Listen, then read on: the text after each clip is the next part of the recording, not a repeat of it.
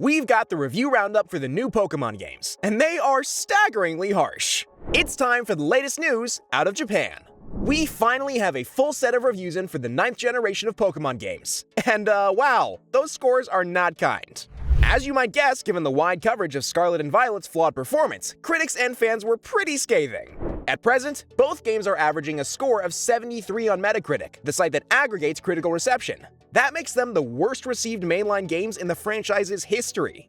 This is a high mixed score. 75 is enough to secure a positive result, and only being a few points off would be a fair result for a normal game. But this is cataclysmic for Pokemon, given the importance of these new games. Even the somewhat contentious Sword and Shield, widely considered underwhelming, managed to hit 80. A few spin-offs have had significantly worse reception than this. Brilliant Diamond and Shining Pearl also currently have a score of 73, and Pokemon Rumble sits at a historic 40. But these were remakes and tie-ins. Pokemon Unite getting a 70 isn't going to affect anyone's opinion of Pokemon games as a whole. Legends Arceus, despite getting roasted for its own graphical shortcomings upon release, managed an average of 83 earlier this year. Not only was that game released in a similar time frame to Scarlet and Violet, it was a spin-off, trying to shift the gameplay towards a Monster Hunter-esque action RPG vibe. That it somehow managed to be less controversial than Scarlet and Violet is staggering.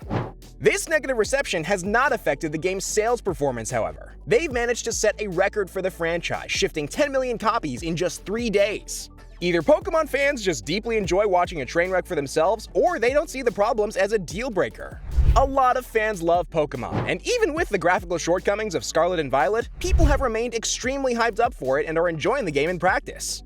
The actual creative side of the game has been widely praised, with the endgame story being held up as reaching a new height for the series. Even the glitch hunters seem to be having fun. Doki Doki creator Dan Salvato has been having a blast trying to find whole new ways to sequence break his way past the introduction. Still, Nintendo aren't going to leave things at that. Flawed but enjoyable isn't a strong basis for keeping a franchise going. Unlike Brilliant Diamond and Shining Pearl, an enduring negative reaction to a mainline series entry would do long-term damage to Pokemon. As such, the first patch has already dropped, bringing the game to version 1.1.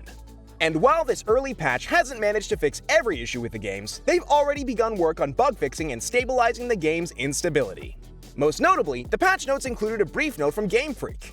We are aware that players may encounter issues that affect the game's performance. Our goal is always to give players a positive experience with our games, and we apologize for the inconvenience. We take the feedback from players seriously and are working on improvements to the games. While that apology seems very, low-key, given the ridiculous level of bugs and performance woes we've seen in Generation 9, any sort of acknowledgement of an issue like this is vanishingly rare from Nintendo. Going forward, they hopefully have their eye on a Cyberpunk 2077-style redemption arc, turning an initially negative reception into a strong long-term one. We can expect additional bug fixing and hopefully some extensive DLC. Will they pull it off, or will Scarlet and Violet's bad reception remain a stain on the franchise? Regardless, we'll be sure to keep you up to date with all the latest news out of Japan.